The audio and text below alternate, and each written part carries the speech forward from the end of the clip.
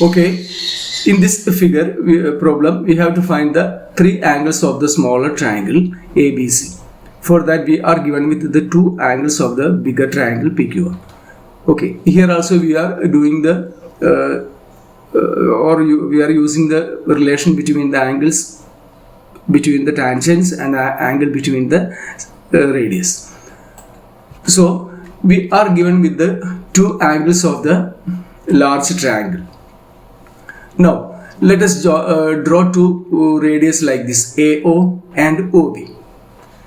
Now we can apply the relation between the angles between the tangents and the angle between the radius. They are supplementary, we know.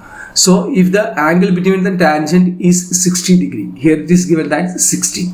The angle between the radius will be its supplementary. That means 180 minus 60, that is equal to 120 degree.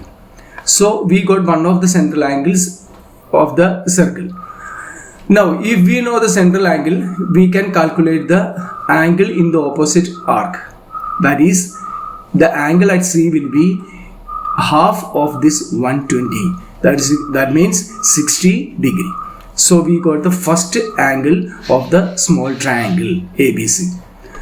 Now using the same method on the other side, that means join another radius OC. So angle AOC is another central angle or the angle between the radius, and its supplementary angle is the angle between the tangents at the point R, and it is 40 degree. So this angle will be 180 minus 40, that is equal to 140.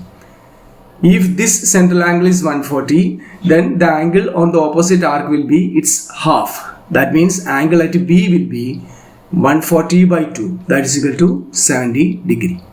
So we got two angles of the smaller triangle ABC.